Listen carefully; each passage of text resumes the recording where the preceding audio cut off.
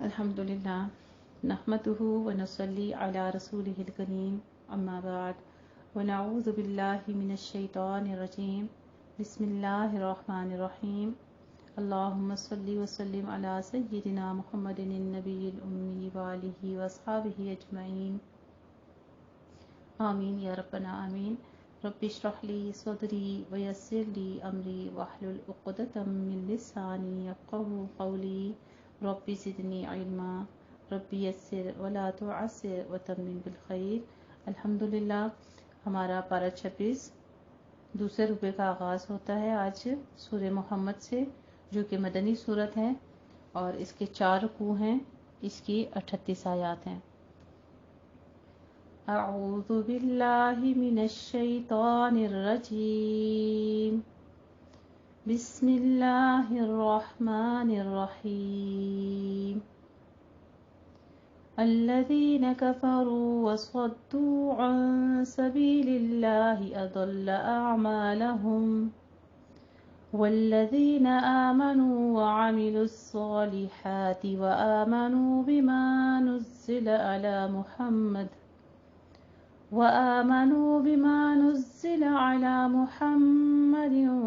وهو الحق من ربهم كفر عنهم سيئاتهم وأصلح بالهم ذلك بأن الذين كفروا اتبعوا الباطل وأن الذين آمنوا اتبعوا الحق من ربهم كذلك يضرب الله للناس أمثالهم۔ بسم اللہ الرحمن الرحیم۔ اللہ تعالیٰ کے نام کی برکات کے ساتھ میں شروع کرتی ہوں، جو بڑا مہربان، جو نہایت رحم فرمانے والا ہے۔ سورہ محمد، جس کا اس سورت کا دوسرا نام القتال بھی ہے۔ الذین کفروا، جن لوگوں نے کفر کیا اور دوسروں کو اللہ کی راہ سے روکا، اللہ نے ان کے عمل ضائع کر دیے، یعنی خود وہ نیکیاں کرتے رہے، عبادت کرتے رہے اور صدقہ خیرات کرتے رہے، لیکن دوسروں کو نیکی کے کام سے روکا۔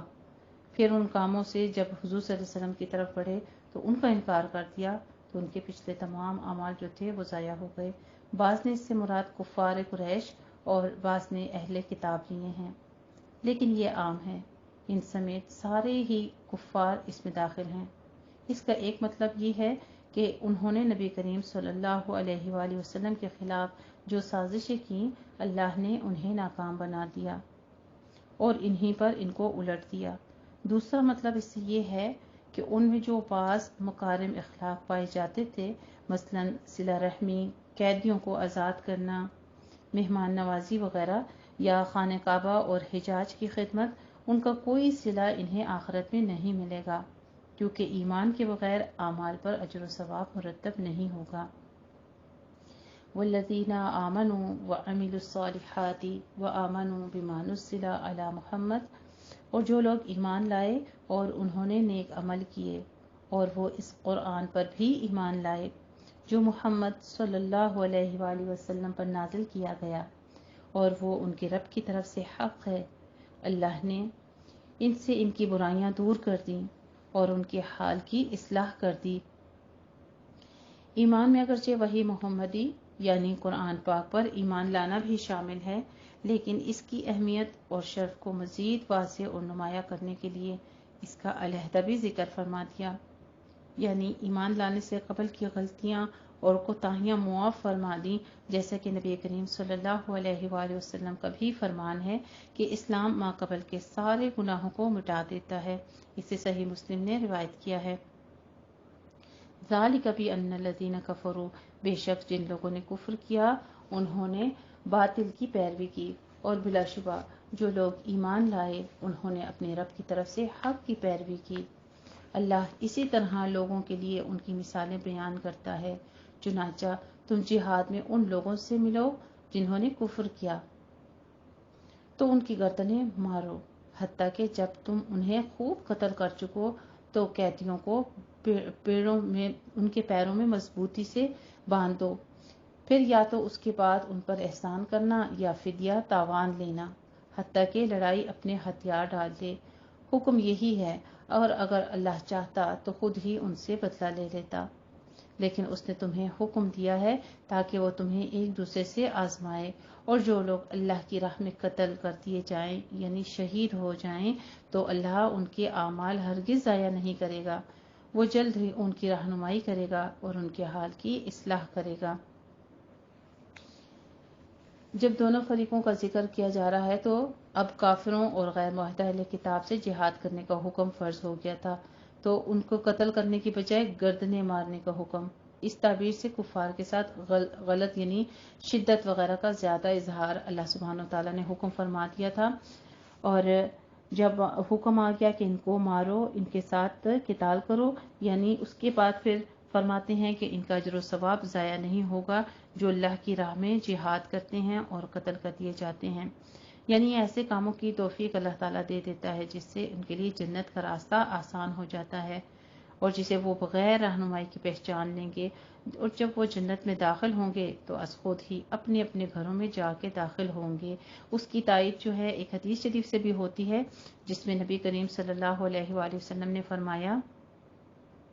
قسم ہے اس ذات کی جس کے ہاتھ میں میری جان ہے، ایک جنتی کو اپنے جنت والے گھر کے راستوں کا اس سے کہیں زیادہ علم ہوگا جتنا دنیا میں اسے اپنے گھر کا تھا۔ صحیح بخاری نے اسے روایت کیا ہے۔ سَيَهْدِيهِمْ وَيُصْلِحُ بَالَهُمْ، وہ جلد ہی ان کی رہنمائی کرے گا اور ان کے حال کی اصلاح کرے گا، اور وہ انہیں اس جنت میں داخل کرے گا جس کی ان کو خوب پہچان کروا چکا ہے۔ اے ایمان والو، اور اگر تم اللہ کے دین کی مدد کرو گے تو وہ تمہاری مدد کرے گا، تمہارے قدم ثابت رکھے گا۔ سبحان اللہ، جب کوئی اللہ کی راہ پہ چلتا ہے تو اللہ سبحانہ تعالیٰ اس کے قدم مضبوط کر دیتے ہیں۔ شروع میں انسان خوفزدہ ہوتا ہے، ڈرتا ہے کہ میں جب کسی کو اللہ کے حکم بتاؤں گا لوگ میرے اوپر طعنے کستے ہیں، لوگ میرا مذاق اڑانا شروع ہو گئے ہیں، لیکن اللہ سبحانہ تعالیٰ کتنی خوبصورت تسلی دے رہے ہیں کہ اگر تم ایمان پر قائم رہو گے اور اللہ کے دین کی مدد کرو گے تو تمہارے قدم ثابت کر دے گا، اور جن لوگوں نے کفر کیا تو ان کے لیے ہلاکت ہے، اور وہ اللہ ان کے اعمال ضائع کر دے گا۔ یہ اس لیے کہ بے شک انہوں نے اس چیز کو ناپسند کیا جو اللہ نے نازل کی، پھر اس نے بھی ان کے نیک اعمال ضائع کر دیے۔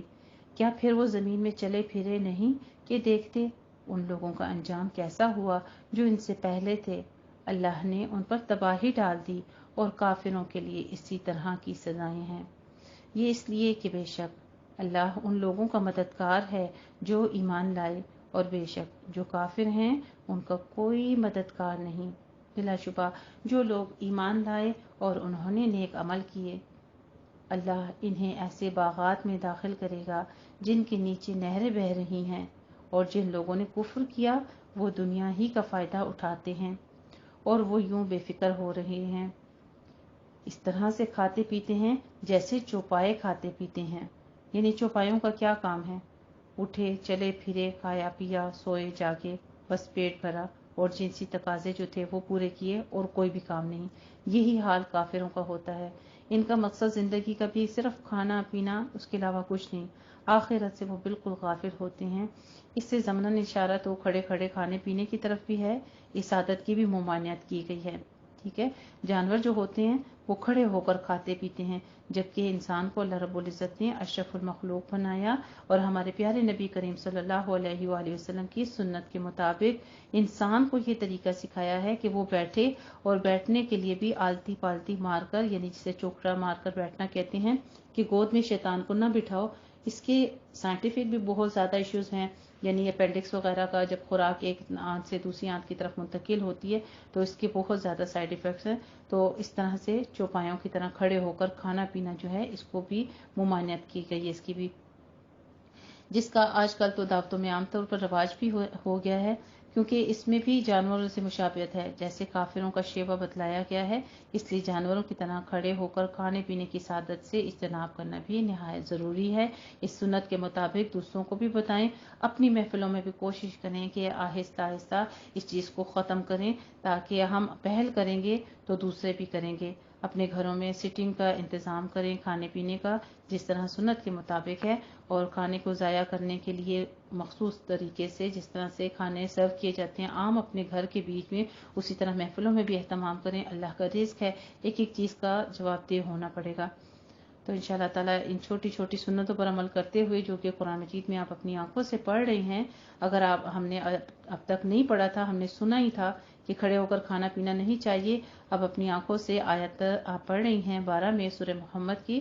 کہ کھڑے ہو کر اس طرح سے کھانا جیسے کہ چوپائے کھاتے ہیں اور آگ ہی ان کا ٹھکانہ ہے، اور کتنی ہی بستیاں کہ وہ آپ کی اس بستی مکہ سے جس کے باشندوں نے آپ کو نکال دیا ہے کہیں زیادہ طاقتور تھیں، ہم نے انہیں ہلاک کر دیا، پھر کوئی بھی ان کی مدد کرنے والا نہ تھا۔ کیا پھر وہ شخص جو اپنے رب کی طرف سے واضح دلیل پر ہو اس شخص کی مانند ہو سکتا ہے جس کے لیے اس کی بد عملی پرکشش بنا دی گئی اور انہوں نے اپنی خواہشات کی پیروی کی۔ ابھی ایک بات ہم نے پڑھی ہے کہ اگر کھڑے ہو کر کھانا پینا لوگ کرتے ہیں اور ہم بھی ان کی خواہشات کی پیروی کریں کہ لوگ باتیں کریں گے وہ بھی بد عمل ہیں، ہم بھی بد عمل ہو جائیں، یعنی علم آنے کے بعد بھی انسان عمل نہ کرے تو پھر اس سے بڑا جاہل کوئی نہیں ہے، اور ایسے لوگوں کے لیے کیا ہے، صرف ہلاکت ہے۔ تو کوشش یہ کرنی ہے انشاءاللہ تعالیٰ، اب ہمارے پاس اگر واضح دلیل آ چکی اللہ کی طرف سے تو پھر ایمان والے بننا ہے۔ اہل ایمان کی مثال کیا ہوتی ہے کہ وہ جنت میں داخل ہوتے ہیں تو جنت بھی خوش ہوتی ہے اور جنت دعا کرتی ہے کہ یا اللہ جو جنت کا طلبگار ہے اور جنت مانگ رہا ہے تو اسے تو جنت عطا کر۔ اسی طرح جہنم دعا کرتی ہے کہ یا اللہ جو جہنم سے پناہ مانگ رہا ہے تو اس کو مجھ سے پناہ دے دے۔ اس جنت کی صرف جس کا متقین سے وعدہ کیا گیا ہے یہ ہے کہ اس میں ایسے پانی کی نہریں ہیں جو بدلنے والا نہیں ہے، اور ایسے دودھ کی نہریں ہیں جس کا ذائقہ کبھی تبدیل نہیں ہوگا۔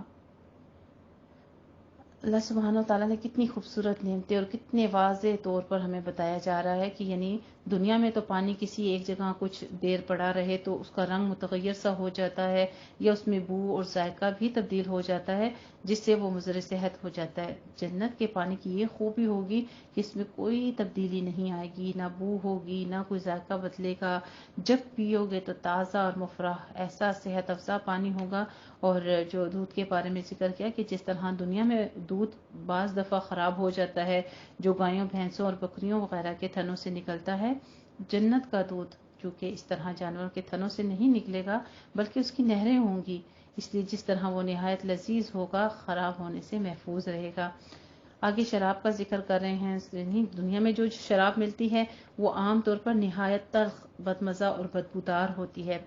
اس کے علاوہ اسے پی کر انسان بالعموم حواس باختہ ہو جاتا ہے، اول تو وہ اول فول بکنا شروع کر دیتا ہے اور اسے اپنے جسم تک کا ہوش نہیں رہتا۔ جنت کی شراب دیکھنے میں حسین اس دنیا میں ممکن ہی نہیں ہے، جیسے کہ دوسرے مقام پہ بھی فرماتے ہیں کہ اس جیسی حسین ذائقے اعلیٰ اور نہایت خوشبودار ہوگی، اور اسے پی کر کوئی انسان بہکے گا نہ کوئی گرانی محسوس کرے گا، بلکہ ایسی لذت افزو ہوگی کہ انسان خوشی محسوس کرے گا اس کو پی کر جس کا تصور اس دنیا میں ممکن ہی نہیں۔ جیسے ایک دوسرے مقام پر بھی فرمایا ہے لا فیہا غول ولا هم ينزفون، سورہ صافات آیت نمبر 47 میں بھی، کہ نہ اس سے چکر آئے گا نہ جنت میں ایسا کوئی اندیشہ ہوگا، بالکل صاف شفاف ہوگا، کیونکہ یہ دنیا کی طرح مکھیوں سے حاصل کردہ نہیں ہے، بلکہ یہ شہد کے بارے میں آگے جو ذکر آ رہا ہے کہ عام شہد نہیں ہوگا، آگے شہد بھی بتایا جا رہا ہے۔ یہ 4 قسم کی نہریں ہیں۔ ہم آج اپنے گھروں میں ایک سوئمنگ پول لگانے کے لیے کتنا سوچتے ہیں، پھر اس کی صفائی کا خیال، پھر اس میں پانی بھرنا، پھر اس کو واش کرنا، اور اس میں پانی کبھی پڑا رہے ایک دن بھی تو بو کر دیتا ہے۔ اللہ سبحانہ و تعالیٰ کتنی خوبصورت گھر کے مناظر بتا رہے ہیں، اور یہ اس گھر کے نیچے نہر باغ ہوں گے، گھنے گھنے باغوں والا گھر ہوگا، اس کے نیچے یہ نہریں بہہ رہی ہوں گی اور صاف صاف شفاف شہد کی نہریں ہیں، اور وہاں ان متقین کے لیے ہر طرح کے پھل ہوں گے اور ان کے رب کی طرف سے مغفرت ہوگی۔ کیا یہ وہ لوگ ہیں، ان لوگوں کی مانند ہو سکتے ہیں جو آگ میں ہمیشہ رہنے والے ہیں اور انہیں گرم کھولتا ہوا پانی پلایا جائے گا تو وہ ان کی آنتیں ٹکڑے ٹکڑے کر دے گا۔ تو اب کس کس نے خیر سے جنت کے اتنے خوبصورت گھر ہم خیر سے 25 پاروں میں پڑھ چکے، آج 26ویں پارے میں بھی اتنی خوبصورت انداز میں اللہ رب العزت اپنے پیارے سے گھر کا ہمیں نظارہ دکھا رہے ہیں۔ اس وقت تو ہم غیبی طور پر یہ نظارہ دیکھ رہے ہیں، لیکن آپ جب کسی پلاٹ وغیرہ کا دیکھتے ہیں تو اس کی پہلے سے ہمیں ساری سینری بتا دی جاتی ہے کہ یہاں پر یہ فلاں جگہ پہ مالز کھلے ہیں، یا یہاں پہ ایسا نیا پروجیکٹ شروع ہو رہا ہے جس میں آپ کو یہ سہولتیں دی جائیں گی، ڈاکٹر فری ہوگا، میڈیسن فری ہوگی آپ کے لیے، اسکول فری ہوگا، وہاں پہ آپ کو بجلی فری ہوگی، لوڈ شیڈنگ نہیں ہوگی۔ یہ ساری خوبیاں جو بتائی جاتی ہیں انسان کا دل کرتا ہے نا ایسی جگہ پہ گھر لینے کو۔ اللہ سبحانہ تعالیٰ سے دعا کرتے ہیں کہ ہمیں اس کی تیاری کرنے کی توفیق عطا فرمائے۔ میں اکثر اپنی بہنوں کو کہا کرتی ہوں جب بھی کسی محفل میں بات کرتی ہوں کہ موت سے ڈرنا نہیں چاہیے، ایک دن رب حقیقی کے ساتھ ملاقات کرنی ہے اور اس کی ملاقات کی تیاری نہیں ہے، اس لیے ہم موت سے خوفزدہ ہیں۔ تو اکثر بہنیں مجھے جب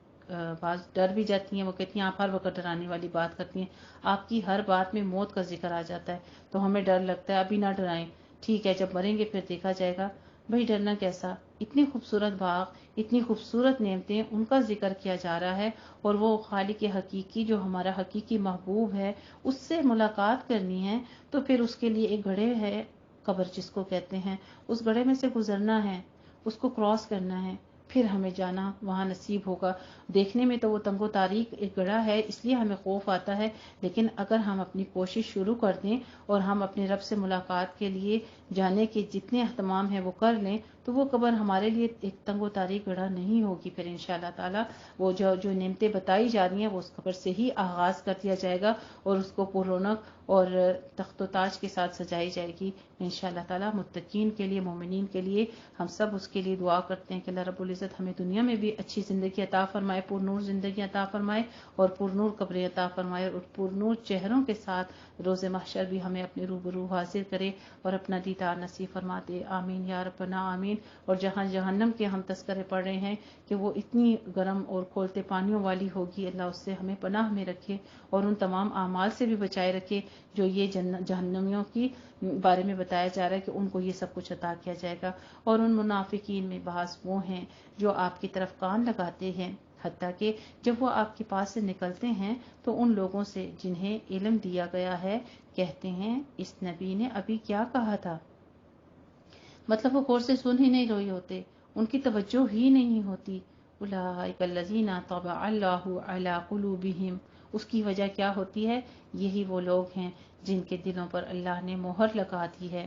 اور انہوں نے اپنی خواہشات کی پیروی کی ہے، اور جن لوگوں نے ہدایت پائی ہے اللہ نے انہیں ہدایت میں زیادہ کیا ہے۔ سبحان اللہ۔ پھر وہی ہمارا سورۃ الفاتحہ کے ساتھ جا کے لنک جڑ جاتا ہے اور ہدایت کا تذکرہ یہاں بھی آ گیا، اہدنا الصراط المستقیم۔ جو خاص اللہ کی عبادت کرتے ہیں، خاص اللہ سے مدد مانگتے ہیں تو اللہ انہیں صراط مستقیم پر چلا دیتا ہے، پھر انہیں ان کا تقوی عطا فرما دیتا ہے۔ چنانچہ یہ لوگ تو بس قیامت ہی کے منتظر ہیں کہ وہ ان کے پاس اچانک آ جائے۔ یقیناً اس کی نشانیاں آ چکی ہیں، تو جب قیامت ان کے پاس آ پہنچے گی اور ان کے لیے کہاں ہوگا نصیحت حاصل کرنا اس وقت۔ بس اے نبی کریم صلی اللہ علیہ وآلہ وسلم آپ جان لیجئے کہ بلا شبہ اللہ کے سوا کوئی سچا معبود نہیں، اور اپنے گناہ کی بخشش مانگیے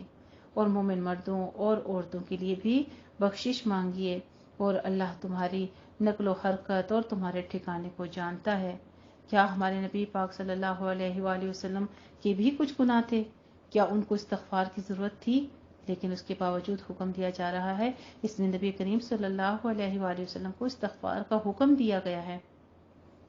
اپنے لیے بھی اور مومنین کے لیے بھی استغفار کی بڑی اہمیت ہے اور فضیلت ہے۔ احادیث میں بھی اس پر بڑا زور دیا گیا ہے۔ ایک حدیث شریف میں نبی کریم صلی اللہ علیہ وآلہ وسلم نے فرمایا،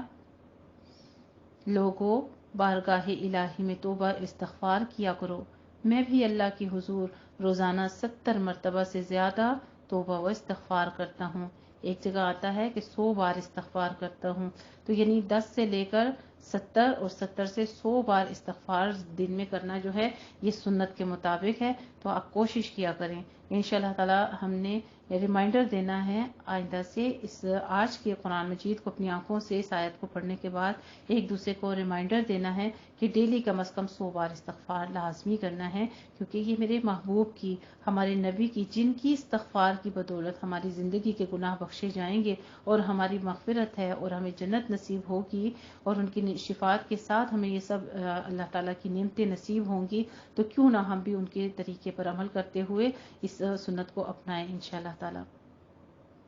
پھر جب کوئی محکم صورت نازل کی جاتی ہے اور اس میں قتال جہاد کا ذکر کیا جاتا ہے تو آپ ان لوگوں کو دیکھتے ہیں جن کے دلوں میں روگ ہے کہ وہ آپ کی طرف اس شخص کی طرح دیکھتے ہیں جس پر موت کے باعث غشی طاری ہو، چنانچہ ان کے لیے ہلاکت ہے۔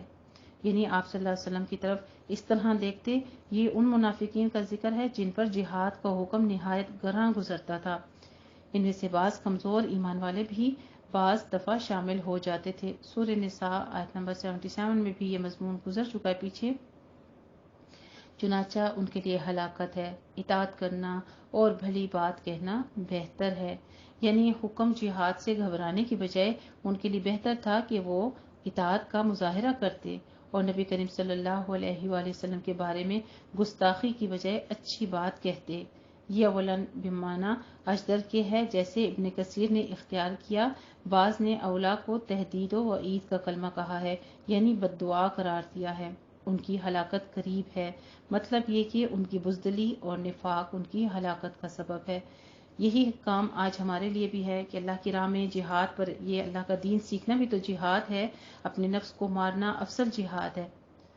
اور اللہ سبحانہ تعالیٰ نے اسی لیے کہا ہے کہ افضل جہاد جو ہے وہ اپنے نفس کا ہے۔ تو جو ایک دفعہ نفس کے جہاد پر یا کسی جہاد پر نکل گیا اور پھر کہے کہ نہیں مجھ سے ممکن نہیں ہے، میں نہیں کر سکوں گا، اور وہ پیچھے ہٹ جائے، تو ان بزدلوں کو کیا اللہ تعالیٰ پسند کرتے ہیں؟ کر گزریے جتنی زندگی ہے، اگر اسی حال میں موت آ گئی تو شہادت نصیب ہوگی، اور اگر بچ گئے جتنی زندگی ہے تو غازی کی زندگی ہے، وہ جہاد کرتے کرتے گزرتا ہے اور اپنا ہر لمحہ جو ہے 100 شہیدوں کا ثواب پاتا ہے۔ تو اگر اللہ سے سچے رہیں اور یہ ان کے لیے بہتر ہے۔ فَهَلْ عَصَيْتُمْ إِن تَوَلَّيْتُمْ أَن تُفْسِدُوا، پھر اے منافقو تم سے یہی امید ہے کہ اگر تم حکمران بن جاؤ تو تم زمین میں فساد کرو اور اپنے رشتے ناطے توڑ ڈالو۔ یہی وہ لوگ ہیں جن پر اللہ نے لعنت کی ہے، پھر اس نے انہیں بہرا کر دیا اور ان کی آنکھیں اندھی کر دیں۔ کیا پھر وہ لوگ قرآن میں غور و فکر نہیں کرتے یا ان کے دلوں پر تالے لگے ہوئے ہیں؟ بے شک جو لوگ بعد اس کے کہ ان پر ہدایت ظاہر ہو گئی اپنی پیٹوں کے بل پلٹ گئے، شیطان نے ان کے لیے ان کے عمل مزین اور خوشنما بنا دیے اور اللہ نے انہیں ڈھیل دے دی۔ اللہ سبحانہ کی طرف سے پھر ڈھیل مل جاتی ہے۔ اس کا فائل یعنی شیطان کرنے والا تو ہوتا ہے، لیکن انسان اپنی لمبی لمبی آرزوؤں کے اس دھوکے میں مبتلا ہو جاتا ہے کہ یعنی ابھی تو بڑی عمر پڑی ہے، میں کچھ مہینے بعد یہ عمل کر لوں گا، میں کچھ وقت گزر جائے، میری فلاں کی شادی آ رہی ہے، میں بچوں کی شادیاں کر کے، یا فلاں ایگزام ہے وہ پاس کر کے، یا کچھ مہینے ہیں گرمی ہے یہ گزر جائے، پھر میں ایک درس کورس جو ہے وہ شروع کر لوں گا، کوئی نیا قرآن مجید کی علم جو ہے میں شروع کر لوں گا، یا اس راستے پہ چلنے کی، اس کے عمل کی، یہ ساری چیزیں جو ہے یہ شیطان اکساتا ہے۔ جو لمحہ زندگی کا آج ہے وہ کل نہیں ہے، جو ایک لمحہ ابھی نصیب ہے وہ اس کے بعد نہیں ہے۔ میں نہیں جانتی کہ مجھے اس کے بعد اگلا لمحہ نصیب ہے، یہ پورا پارا تکمیل کرنا بھی نصیب ہے یا نہیں۔ میرے رب نے جہاں پر خون کر دیا تو روح قبض کر دی جائے گی، اس لیے کبھی بھی اپنے کسی لمحے کو یہ نہ سوچیں کہ میں کل کر لوں گی۔ جس نے اسی لمحے نیت کر لی میرے پاس آج ہے، یہ لمحہ ہے، اسی وقت ہے، ابھی کروں گی، اگر موت بھی آ گئی تو لکھا جائے گا کہ تمام اعمال کر کے آئیے، جتنا قرآن پڑھا تھا اس سب کی نیت جو کر لی اس نیت کے مطابق سارے اعمال کی جزا دے دی جائے گی۔ جیسے کہ صحابہ کرام ابھی سنتے ہی تھے، ابھی بعض جہاد کے اندر جنگ میں شامل ہو جاتے تھے اور انہوں نے جو آیت سنی ہوتی تھی کہ صدقہ خیرات کرو، زکوٰۃ دو، ابھی انہوں نے وہ سارے کام نہیں کیے ہوتے تھے، لیکن اسی وقت سمعنا واطعنا غفرانک ربنا والیک المصیر جو کر دیتے تھے، یہ ان کا اس بات کا اقرار کرنا ہی ہوتا تھا کہ ان کے لیے وہ تمام اعمال جو ہیں ان کے نام اعمال میں لکھ دیے جاتے تھے۔ سبحان اللہ، اتنا خوبصورت دین ہے، اس کے قربان جاؤں اور کیوں نہ جاؤں میں اور میری اولاد، میری سات پشتیں بھی اس دین کے قربان جائیں کہ اللہ سبحانہ و تعالیٰ نے ہمارے لیے اتنی نعمتیں رکھی ہیں، اتنی نعمتیں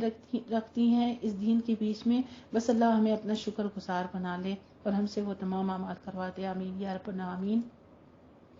اس لیے کہ بے شک انہوں نے ان لوگوں یہود سے جنہوں نے اس چیز قرآن کو ناپسند کیا جو اللہ نے نازل کیا،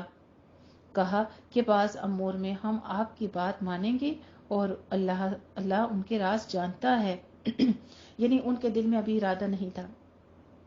تو اللہ سبحانہ تعالیٰ نے آپ کو واضح طور پہ بتا دیا کہ اللہ ان کے راز جانتا ہے۔ پھر کیا حال ہوگا جب فرشتے ان کو فوت کریں گے، جب وہ ان کے چہروں اور ان کی پیٹھوں پر مارتے ہوئے ہوں گے۔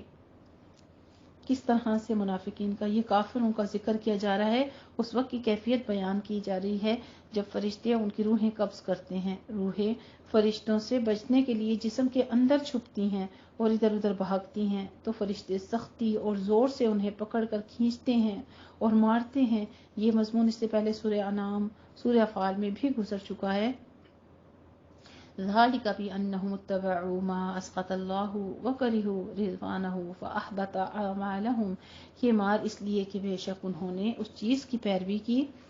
جس نے اللہ کو ناراض کر دیا اور انہوں نے اللہ کی رضامندی ناپسند کی، لہٰذا اللہ نے ان کے اعمال برباد کر دیے۔ بار بار عملوں کا ذکر آ رہا ہے کہ نیت خالص اللہ کے لیے کی اور پختہ کی تو اللہ سبحانہ وتعالیٰ اعمال قبول کر لیتا ہے۔ جہاں نیت میں تزلزل آ جاتا ہے، کمزوری آ جاتی ہے اور انسان پیچھے ہٹ جاتا ہے، تو وہاں پہ اللہ سبحانہ وتعالیٰ اور خاص طور پہ دکھاوے کا عمل جو ہے وہ سب برباد کر دیے جاتے ہیں۔ کیا ان لوگوں نے جن کے دلوں میں روگ ہے یہ سمجھ رکھا ہے کہ اللہ ان کے کینے ہرگز ظاہر نہیں کرے گا، اور اگر ہم چاہتے تو یقیناً آپ کو وہ منافق دکھا دیتے، پھر آپ انہیں ان کے چہروں کی علامتوں سے ضرور پہچان لیتے۔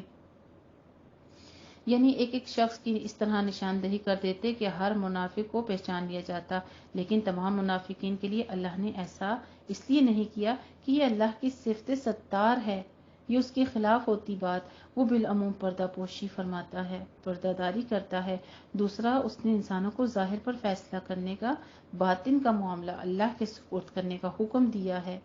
اور یقیناً آپ انہیں گفتگو کے لب و لہجے سے پہچان لیں گے۔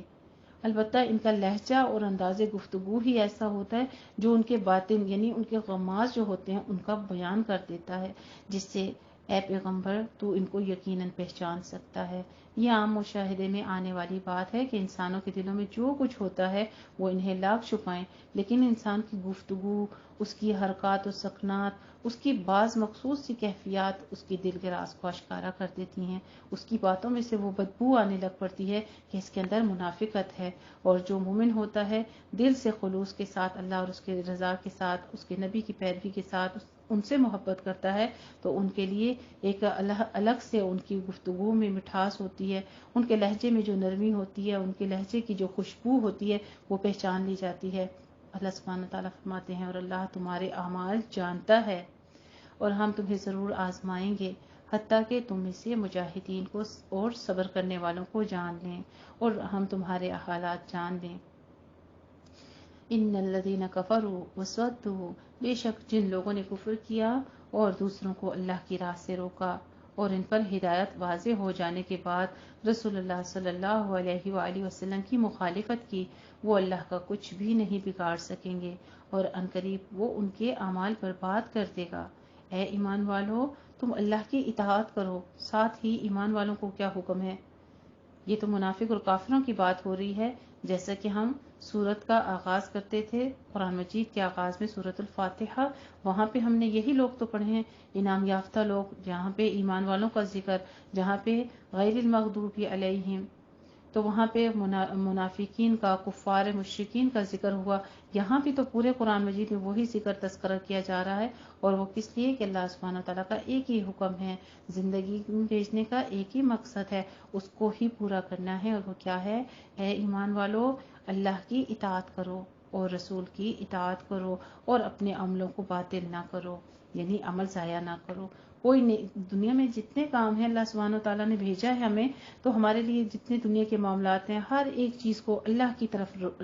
راغب کر دیا کریں، ہر ایک چیز کو اللہ کی رضا پانے کے لیے مقصود کر دیا کریں۔ ایون کہ اپنے گھروں کے کام بھی کریں تو کہیں یا اللہ یہ بھی تیرا حکم ہے کہ صفائی کرو، گھر والوں کو حقوق العباد کرو، بچوں کا خیال کرو، بچوں کی تربیت، کھانا بھی بنائے تو کہیں یا اللہ تیری رضا کے لیے کہ تو کہتا ہے افضل صدقہ یہ ہے کہ تو سیر کرے بھوکے پیٹ کو۔ تو چھوٹی چھوٹی سی بات ہے، کام تو ہم نے کرتے جانا ہے، لیکن ساتھ میں صرف نیت کہ اللہ تیری خوشی کے لیے کر رہی ہوں، اللہ تو راضی ہو جا، اللہ یہ نہیں کہ میرے گھر والے آج میں کھانا بناؤں گھر والے سب تعریف کریں، وہ پھر آپ کا دکھاوا ہو گیا، وہ ریا ہو گیا، اور ریا کیے والے جو عمل ہوتے ہیں وہ قبول نہیں ہوتے ہیں۔ یہ ذہن میں رکھیے گا۔ بلا شبہ جن لوگوں نے کفر کیا اور دوسروں کو اللہ کی راہ سے روکا، پھر وہ اسی حالت میں کفر میں مر گئے، تو اللہ انہیں ہرگز نہیں بخشے گا۔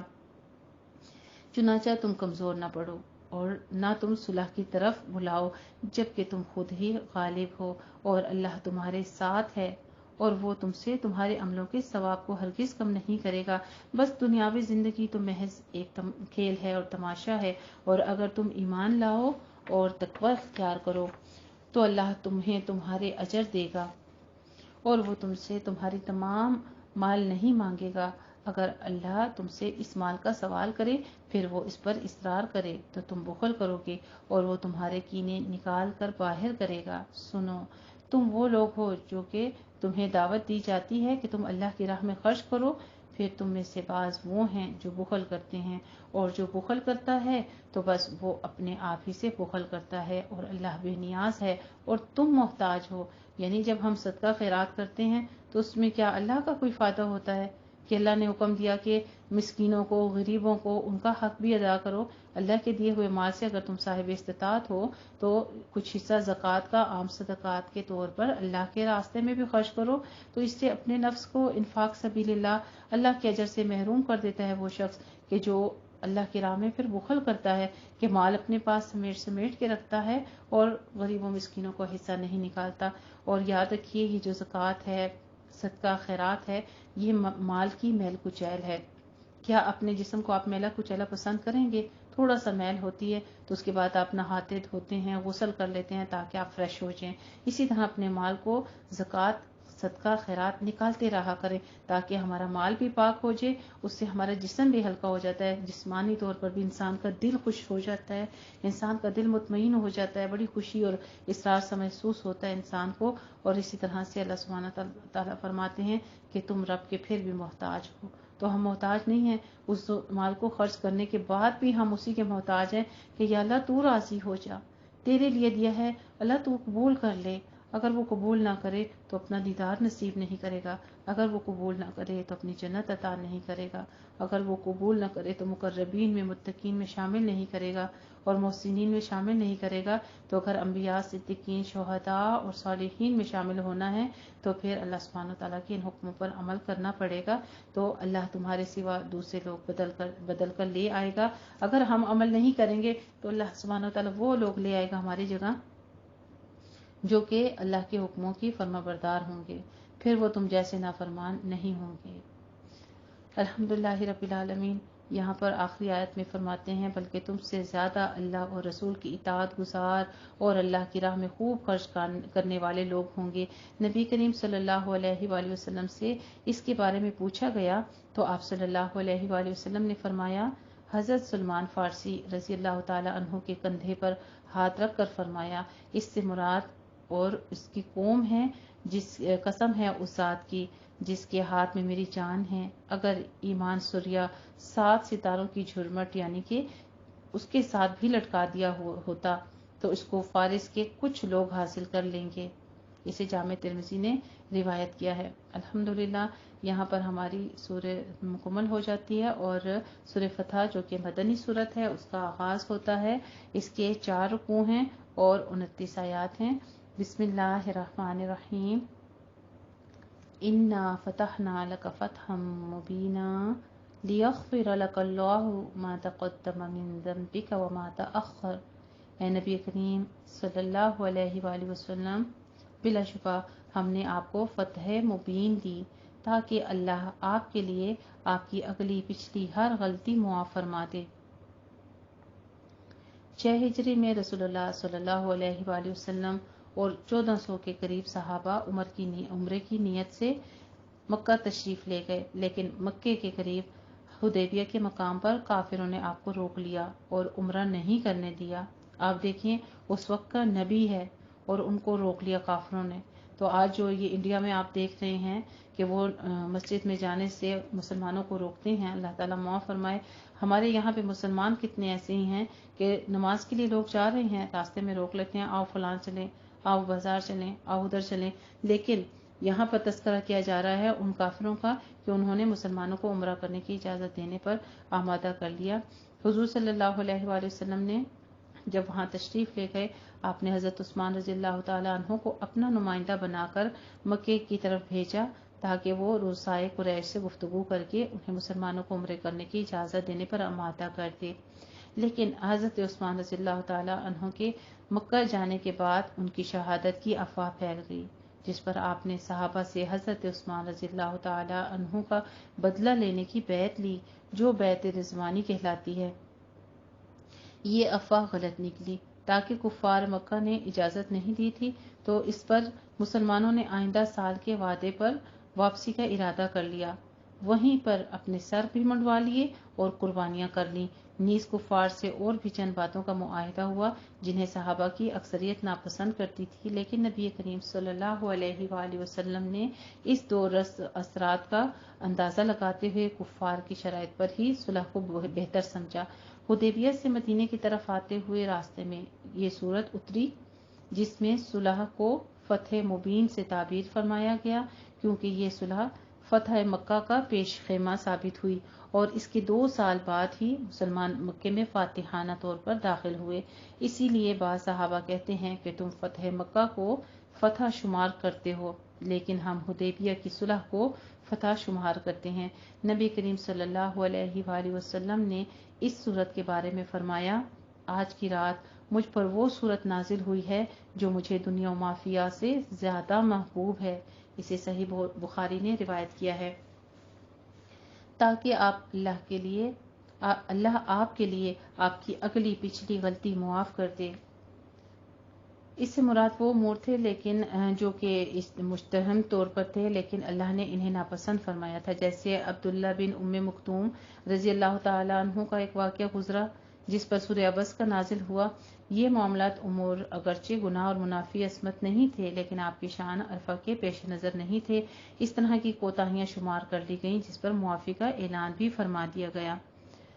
آپ صلی اللہ علیہ وآلہ وسلم فتح مبین ان 3 چیزوں کا سبب ہے جو آیت میں مذکور ہے، اور یہ مغفرت ذنوب کا سبب اس اعتبار سے ہے کہ اسے صلح کے بعد قبول اسلام کرنے والوں کی تعداد میں بکثرت اضافہ ہو۔ یہ انشاءاللہ تعالی ہم آگے پڑھیں گے کہ آپ کی غلطی کیا تھی۔ چھوٹی سی ایک معمولی سی حرکت آپ صلی اللہ علیہ وسلم سے سرزد ہوئی، جس پر اللہ سبحانہ تعالیٰ نے اسی وقت آپ کو وارننگ دی اور چند آیات مبارکہ نازل فرمائی تھی۔ ایک نابینا کا ذکر ہے، سورہ عبس 30ویں پارے میں آئے گا انشاءاللہ تعالیٰ، پھر وہاں پر ہم پڑھیں گے۔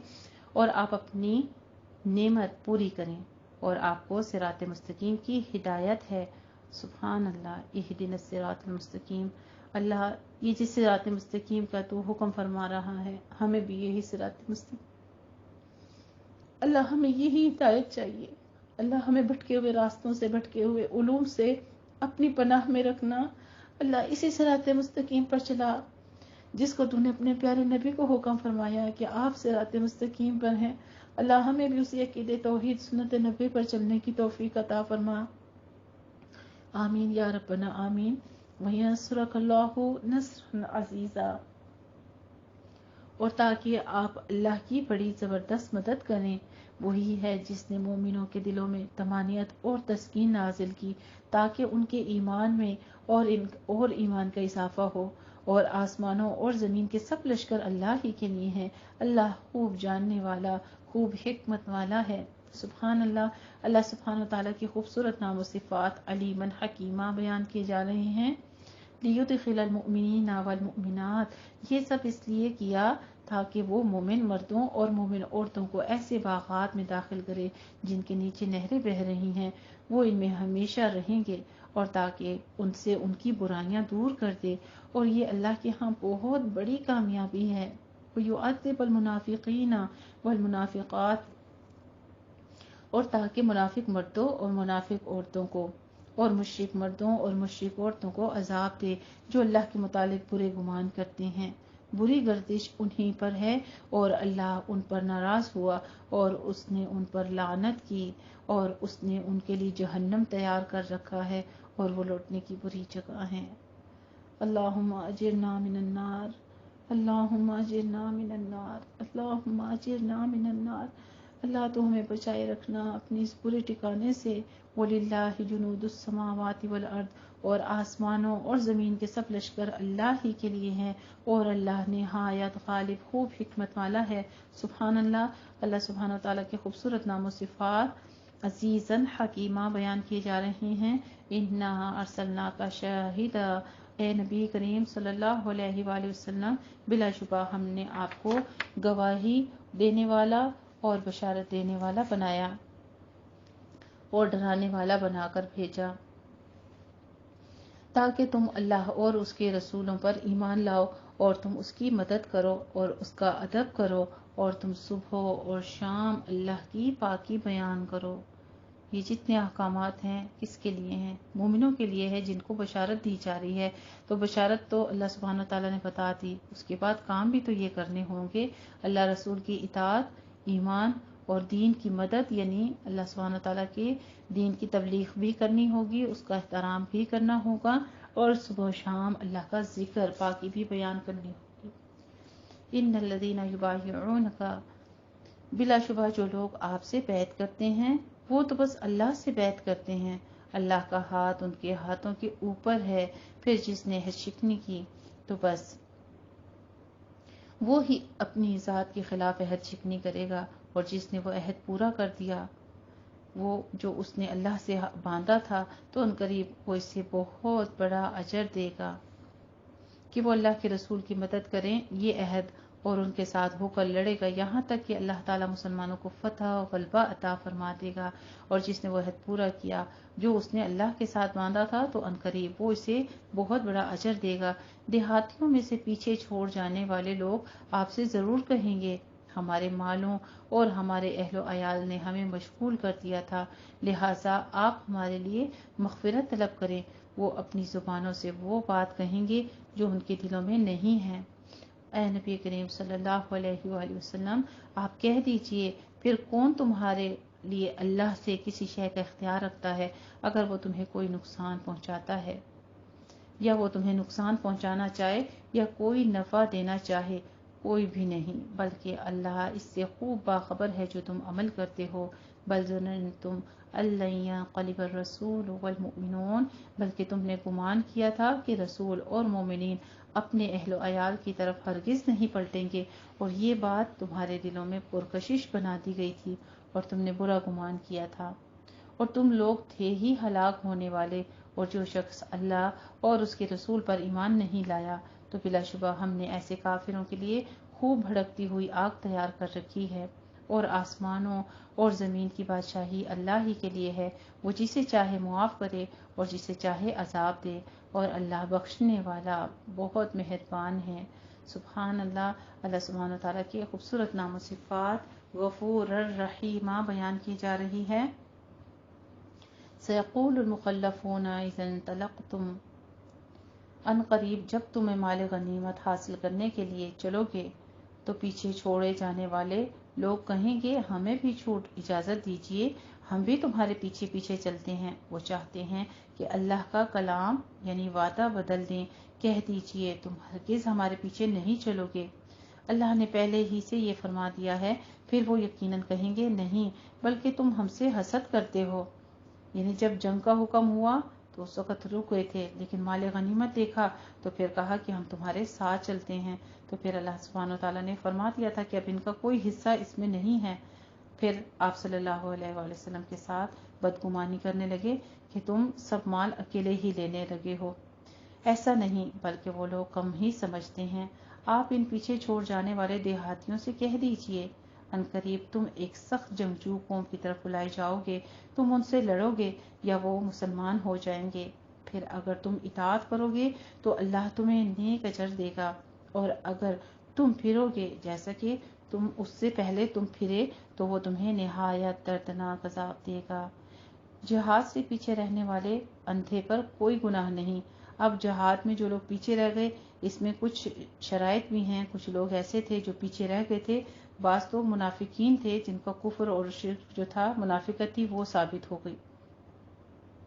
مطلب وہ جا سکتے تھے ہر لحاظ سے لیکن نہیں گئے کیونکہ وہ جنگ کرنا ہی نہیں چاہتے تھے، اسلام کی خاطر اپنے سر نہیں قلم کرنا چاہتے تھے۔ لیکن کچھ لوگ ایسے تھے کہ اگر وہ پیچھے رہ گئے تو اللہ تعالیٰ نے ان کے عذر جو تھے قبول فرما لیے اور ان کے لیے توبہ کا اظہار کیا کہ اندھے پر کوئی گناہ نہیں ہے اور نہ لنگڑے پر کوئی گناہ ہے اور نہ مریض پر کوئی گناہ ہے، اور جو شخص اللہ اور اس کے رسول کی اطاعت کرے اللہ اسے ایسے باغات میں داخل کرے گا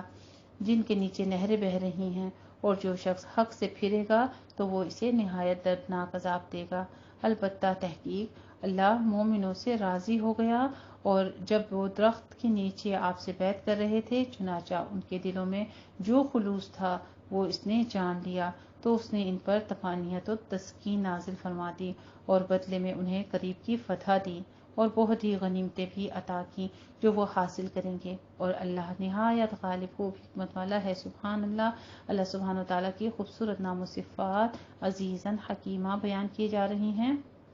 وعدکم اللہ مغانم کثیرا، اور اللہ نے تم سے بہت سی غنیمتوں کا وعدہ فرمایا ہے کہ تم انہیں حاصل کرو گے، چنانچہ اس نے جلد ہی وہ تمہیں عطا کر دی اور لوگوں کے ہاتھ تم سے روک دیے گئے تاکہ یہ مومنوں کے لیے ایک نشانی ہو جائے اور تاکہ وہ تمہیں صراط مستقیم کی ہدایت دے، اور اللہ نے دوسری غنیمتوں کا بھی وعدہ کیا جس پر تم قدرت نہیں رکھتے تھے مگر اللہ نے ان کا ہی احاطہ کر رکھا ہے، اور اللہ ہر چیز پر خوب قادر ہے۔ وَلَوْ قَاتَلَكُمُ الَّذِينَ كَفَرُوا، اور اگر وہ لوگ جنہوں نے کفر کیا تم سے لڑتے تو یقیناً وہ پیٹوں کے بل پھر جاتے، پھر وہ کوئی دوست اور کوئی مددگار نہ پاتے۔ یہ اللہ کا طریقہ ہے جو پہلے سے چلا آ رہا ہے، اور اللہ کے طریقے میں ہرگز کوئی تبدیلی نہیں پائیں گے آپ۔ اور اللہ ہی تو ہے جس نے وادی مکہ میں ان کفار کے ہاتھ تم سے اور تمہارے ہاتھ ان سے روک دیے، بعض اس کی وجہ یہ تھی کہ اس نے تمہیں ان پر کامیابی دی تھی، اور اللہ اسے خوب دیکھ رہا ہے جو تم عمل کرتے ہو۔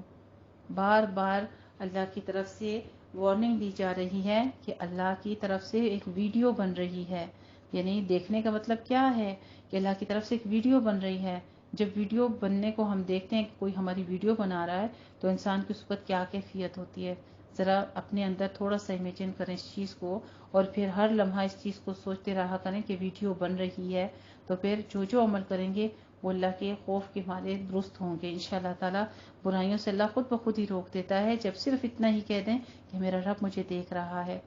یہ وہی لوگ ہیں جنہوں نے کفر کیا اور تمہیں مسجد حرام سے روکا اور قربانی کے جانوروں کو بھی اپنی قربان گاہ تک پہنچنے سے روکے رکھا، اور اگر مکہ میں کچھ مومن مرد اور مومن عورتیں نہ ہوتے جن کے ایمان کو تم نہیں جانتے، اگر یہ خطرہ نہ ہوتا کہ تم انہیں رونٹ ڈالو گے پھر بے خبری میں ان کے قتل کی وجہ سے تمہیں تکلیف پہنچتی تو تمہیں لڑنے کی اجازت دے دی جاتی، لیکن ایسا نہیں کیا گیا تاکہ اللہ جسے چاہے اپنی رحمت میں داخل کرے۔ اگر وہ مومن اور کافر الگ الگ ہوتے تو ان میں جو کافر تھے ہم انہیں نہایت دردناک عذاب دیتے۔ اذ جعل الذین کفروا فی قلوبہم الرعب، جن لوگوں نے کفر کیا جب انہوں نے اپنے دلوں میں حمیت دیکھی، یعنی حمیت غیرت پیدا کر لی، جاہلیت کی حمیت، جاہلیت کی غیرت جو تھی، تو اللہ نے اپنے رسولوں پر اور مومنوں پر تسکین نازل کر دی۔ کفار کی اس عار اور غرور سے مراد اہل مکہ کا مسلمانوں کو مکے میں داخل ہونے سے روکنا ہے۔ انہوں نے کہا انہوں نے ہماری بیٹیوں اور باپوں کو قتل کیا ہے، لات اور عزا کی قسم ہم انہیں کبھی یہاں داخل نہیں ہونے دیں گے۔ یہاں انہوں نے اسے اپنی عزت و وقار کا مسئلہ بنا لیا تھا، تو ان لوگوں کو اللہ سبحانہ تعالیٰ نے یا ان کے بارے میں فرما رہے ہیں کیونکہ خانہ کعبہ میں عبادت کے لیے آنے سے روکنے کا کسی کو حق حاصل نہیں تھا۔ قریش مکہ کے اس معاندانہ رویے کے جواب میں خطرہ تھا کہ مسلمانوں کے جذبات میں بھی شدت آ جاتی، اور اس پروقار مسئلے کی بنا پر یہ آیات مبارکہ جو ہے منازل کر دی گئیں۔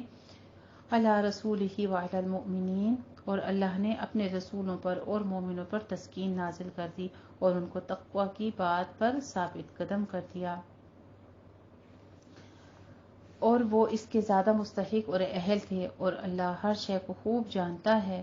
البتہ تحقیق اللہ نے اپنے رسول کو خواب میں حق کے ساتھ سچی خبر دی کہ اگر اللہ نے چاہا تو تم اپنے سر منڈاتے اور بال کترواتے ہوئے مسجد حرام میں ضرور داخل ہوگے، تم کسی سے نہ ڈرتے ہوگے، چنانچہ اللہ وہ بات جانتا ہے جو تم نہیں جانتے۔ واقعہ حدیبیہ سے پہلے رسول اللہ صلی اللہ علیہ وآلہ وسلم کو خواب میں مسلمانوں کے ساتھ بیت اللہ میں داخل ہو کر طواف و عمرہ کرتے ہوئے دکھایا گیا۔ نبی کریم صلی اللہ علیہ وآلہ وسلم کا خواب بھی بمنزل وحی ہی ہوتا تھا، تاہم اس خواب میں یہ تعین نہیں تھی کہ اسی سال ہوگا، لیکن نبی کریم صلی اللہ علیہ وآلہ وسلم اور مسلمان اسے بشارت عظیمہ سمجھتے ہوئے عمرے کے لیے فوراً ہی آمادہ ہو گئے اور اس کے لیے عام منادی کر دی گئی اور چل پڑے۔ بالآخر حدیبیہ میں وہ صلح ہوئی جس کی تفصیل ابھی گزری ہے، اور حالانکہ اللہ کے علم میں اس خواب کی تعبیر آئندہ سال تھی، جیسا کہ آئندہ سال مسلمانوں نے نہایت امن کے ساتھ یہ عمرہ کیا اور اللہ نے اپنے پیغمبر کے خواب کو سچا کر دکھایا۔ اس کا مطلب ہمیں یہ بھی پتہ چلتا ہے کہ بعض خواب ایسے ہوتے ہیں جو اللہ سبحانہ وتعالیٰ کی طرف سے بذریعہ وحی انسان کو القاء کر دیے جاتے ہیں، اور خوابوں کے بارے میں آتا ہے کہ زیادہ سچے خواب جو ہیں وہ سحری کے وقت کے ہوتے ہیں، سحر کے وقت کے جو خواب ہوتے ہیں وہ سچے ہوتے ہیں۔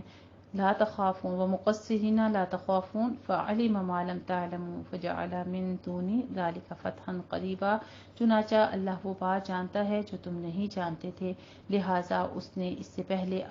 ایک فتح جلد ہی عطا کر دی، اور وہ اللہ ہی تو ہے جس نے اپنا رسول ہدایت اور دین حق کے ساتھ بھیجا تاکہ وہ اسے سب ادیان پر غالب کر دے، اور اللہ بطور گواہ کافی ہے۔ محمد صلی اللہ علیہ وآلہ وسلم اللہ کے رسول ہیں، محمد الرسول اللہ، وہ اللہ کے رسول ہیں، اور جو لوگ آپ کے ساتھ ہیں وہ کافروں پر بہت سخت ہیں۔ آپ اس میں نہایت مہربان ہیں۔ آپ انہیں رکوع و سجود کرتے دیکھیں گے، وہ اللہ کا فضل اور اس کی رضامندی تلاش کرتے ہیں۔ ان کی خصوصی پہچان ان کے چہروں پر سجدوں کا نشان ہے۔ ان کی یہ صفت تورات میں ہے اور انجیل میں۔ ان کی صفت اس کھیتی کی مانند ہے جس نے اپنی کونپل نکالی، پھر اسے مضبوط کیا اور پودا موٹا ہو گیا، پھر اپنے تنے پر سیدھا کھڑا ہو گیا، کسانوں کو خوش کرتا ہے۔ اللہ نے اس لیے یہ کہا تاکہ ان صحابہ کرام رضی اللہ تعالی عنہم اجمعین کی وجہ سے کفار کو خوب غصہ دلائے۔ اللہ نے ان لوگوں سے جو ان میں سے ایمان لے آئے تھے اور انہوں نے نیک عمل کیے تھے، مغفرت اور بہت بڑے اجر کا وعدہ کیا ہے۔ الحمدللہ رب العالمین۔ یہاں پر ہماری سورہ فتح جو ہے وہ مکمل ہوتی ہے۔ پارہ نصف ہمارا پیچھے ہو چکا تھا، لیکن میں نے سورہ فتح کو تکمیل کرنا مناسب سمجھا ہے۔ آیت نمبر 29 پر ہماری سورہ فتح کا تکمیل ہوتی ہے۔ وَعَمِلُوا الصَّالِحَاتِ مِنْهُمْ مَغْفِرَةً وَأَجْرًا عَظِيمًا۔ اس پوری آیت کا ایک جز صحابہ کرام رضی اللہ تعالی عنہم اجمعین کی عظمت و فضیلت اور اخروی مغفرت اور اجر عظیم کو واضح کر رہا ہے۔ اس کے بعد بھی صحابہ کے ایمان میں شک کرنے والے مسلمان ہونے کا دعویٰ کریں تو اسے کیوں کر دعوی مسلمانی میں سچا سمجھا جا سکتا ہے۔ یہاں پر ہماری سورہ فتح تکمیل ہوتی ہے۔ اللہ سبحانہ وتعالی ہمیں ان تمام احکامات کو سیکھنے، پڑھنے اور ان پر عمل کی توفیق دے۔ جزاک اللہ احسن الجزا۔